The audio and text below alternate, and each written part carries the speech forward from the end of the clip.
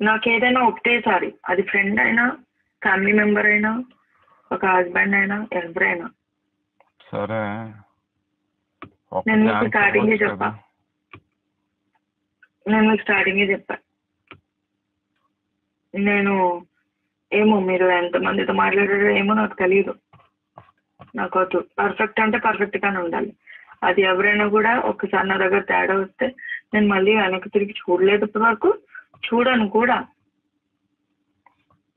అలా ఫ్రెండ్స్ ని 2-3 ఇప్పటి వరకు దూరం పెట్టా. వాళ్ళని ఇప్పటి వరకు వాళ్ళని పలకరించిన కూడా పలకరించి. లక్కీ మొన్న కూడా నాకు ఫోన్ చేసింది. నేను మాట్లాడిన ఇంకంతే, అయిపోయింది. ఒక్కసారి అంతే, ఒక్కసారి దాంతో ఒక్కసారి నిలబెట్టుకున్నట్టు. ఆ ఒక్కసారి నిలబెట్టుకున్నాడు. ఎన్నిసార్లు ఛాన్స్ ఇచ్చి నిలబెట్టుకోడు, వెనకాల మళ్ళీ గోతులు తీస్తాడని అర్థం. సరే నువ్వు అనేది రైటే కానీ నా బుద్ధి తక్కువైపోయి ఏం మొన్న నిన్న ఎందుకు నేను ఫోన్ చేశాను మాట్లాడదామని. ఇప్పుడు ఏదో మాట్లాడితే ఏదో ప్రూఫ్ అన్న మా వాళ్ళకు కూడా తెలుసు. అయ్యో ఏం లేకుండా ఏముందని మాట్లాడతారు, దేనికి మాట్లాడతారు. మా డాడీ ఎలా పెళ్లి చేశారో, ఎక్కడి నుంచి తీసుకొచ్చి చేశారో, ఆయనకి ఇంకా అప్ ఎంత మొత్తం అకౌంట్ లిస్ట్ లో మొత్తం చూపిస్తారు మా డాడీ. నాకేం తెలుసు అది అంత బల్ల గుద్దినట్టు. ఎవరి మాటలు పట్టుకొని ఏదో మాట్లాడేస్తే ఎలా అవుతుంది? ఇది పెళ్ళి అనుకుంటున్నారా, ఆటలు అనుకుంటున్నారా? బొమ్మల పెళ్ళి అయితేమన్నా అది నాకు అంత కంపు చేసేసావు కదా, కంపు చేసావు కదా. అంటే నువ్వు చూసావా దాన్ని నువ్వు అది నిన్ను చూసిందా, లేకపోతే డైరెక్ట్ గా చూసి మాట్లాడిందా? అసలు అది నిజంగానే రోజా భారతీయ కాదా?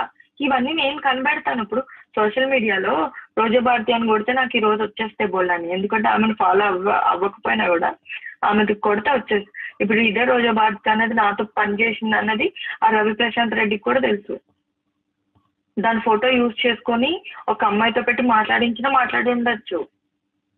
అసలు నిజమో కాదో కూడా నాకు తెలియదు. ఇప్పటికీ అదే చెప్తున్నా, ఎందుకంటే ఇదే రోజా అన్న దానికి అసలు ఇదంతా ఏం తెలీదు. నేనేం చెప్పలేదు.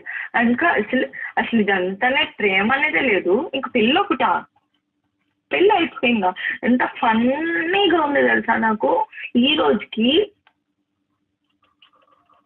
ఈ తాల్బొట్ ఏదైతే ఉందో మీకు కట్టింది, దాన్ని చూస్తుంటే బడబడ నీళ్ళు కారిపోతాయి నా కళ్ళలో. పెళ్లి వాల్యూ తెలిసిందాన్ని, ఎథిక్స్ తెలిసిందాన్ని, ప్రేమ వాల్యూ కుటుంబం వాల్యూ తెలిసిందాన్ని. ఎక్కడెక్కడో చంపలంట, అక్కడంట ఎక్కడంట పెళ్లి చేసుకునే రకాన్ని కాదు. పెళ్లి చేసుకునే నువ్వే అడిగితే కూడా వెళ్ళిపోయి రిజిస్టర్ మ్యారేజ్ చేసుకుందామా అంటే ఎందుకు అంత కంగారు? 2 నెలలు కదా, ఆగండి. ఏమంత కంగారు? పెళ్లి బొట్టు పెట్టారు కదా, ఆగండి అని చెప్పిన దాన్ని ఎక్కడో పోయి ఎవరితోనో అలాంటి కుటుంబాలు మావు కాదు. ఆ చంపలంట, వాళ్ళంటి ఇల్లంట పోయి ఇలాంటి చేయను అని. ఇంకొకటి చెప్తున్నాను, మీరు చెప్పారు కదా 2 లక్షలు 3 లక్షలకి వెళ్తా అని. ఆ 2 లక్షలు 3 లక్షలకి వెళ్ళేదాన్ని అయితే ఈరోజు ఇక్కడ ఈ సిచ్యువేషన్ ఎట్లా హైదరాబాద్ లో ఫ్లాట్ లేకుండా ఉన్నాను, రెంట్ కట్టుకుంటా ఉన్నాను. ఓకేనా? ఒక ఓన్ గా నాకంటూ ఒక కారు కూడా లేకుండా ఉన్నాను. ఇచ్చిన యాక్చువల్లీ చాలా మోర్ దాన్ ఎనఫ్. ఇది అయిపోయింది, చాలా ఎక్కువ అయిపోయింది, దాటిపోయింది. ఇది లిమిట్, చాలా లిమిట్ దాటిపోయింది.